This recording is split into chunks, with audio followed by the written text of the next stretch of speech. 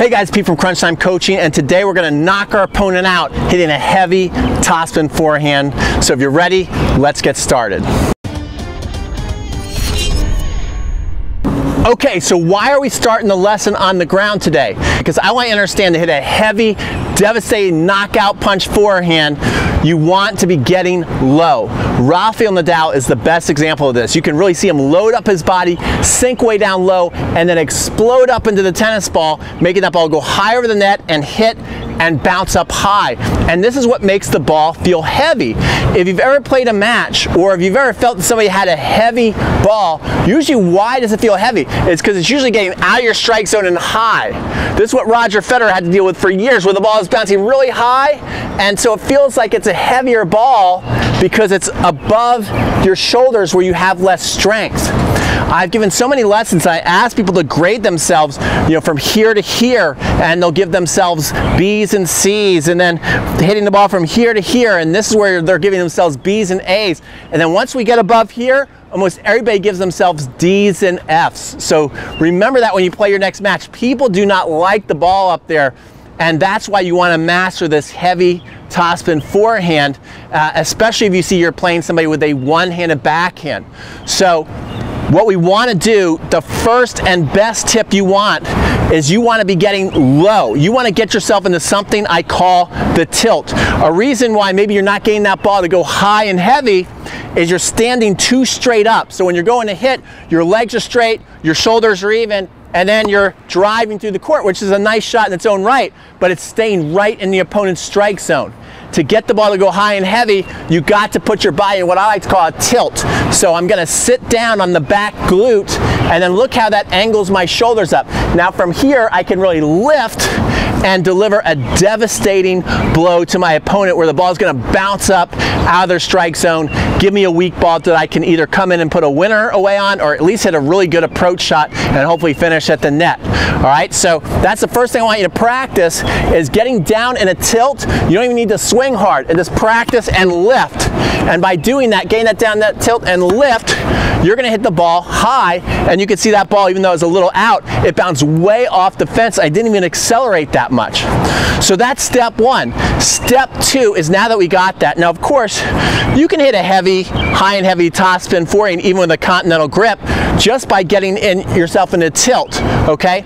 But it becomes more devastating and more safe and has more spin. The more you can get comfortable coming around your racket, the more you can get comfortable coming around your grip and putting yourself into a semi-western grip, okay?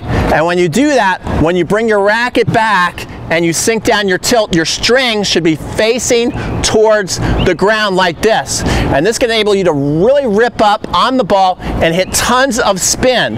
Okay, so I can come here, sink down, and then roll that ball.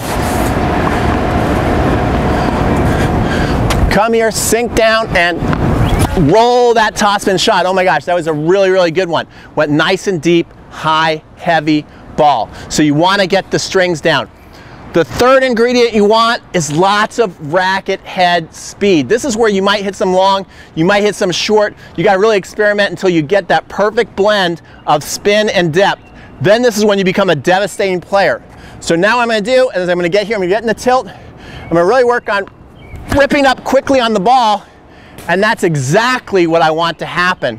Your two follow-throughs are either going to be from down low, up high to a rainbow, to down low, or you can come down low, up high, and do a Rafael buggy whip forehand. That's what Rafa does, but be careful about pulling that off. I think it's actually a little easier and helps you relax more if you finish down below your pocket. But you don't want to come to the pocket too quick. Then your balls aren't going to get very high. So you want to make sure that you really reach up, make the rainbow, and then relax down. And if you add all these together,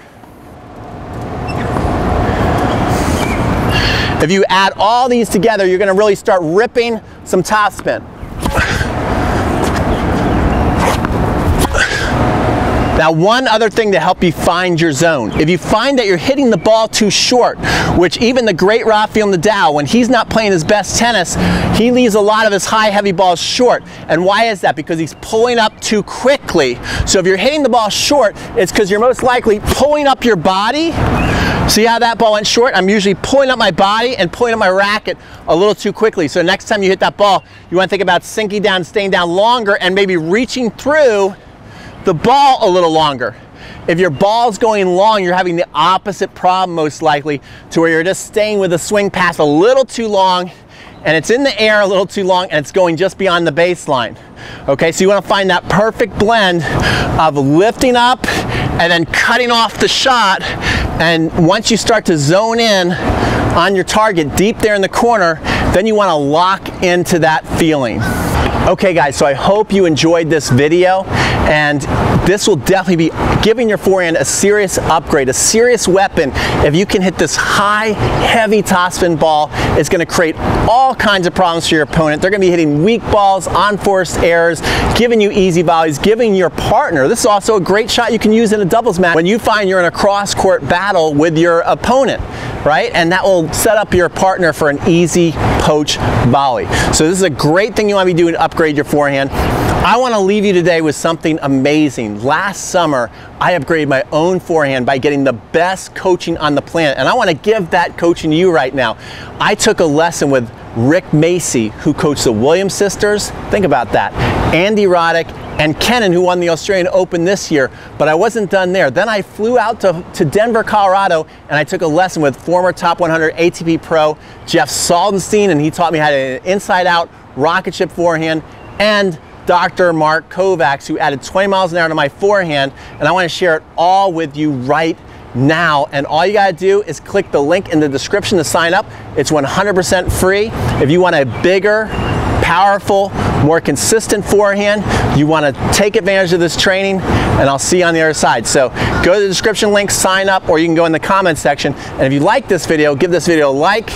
And if you got a question, leave a comment. And don't forget to subscribe if you want to see more cool tennis videos. Take care. This is Pete from Crunch Time Coaching, signing off.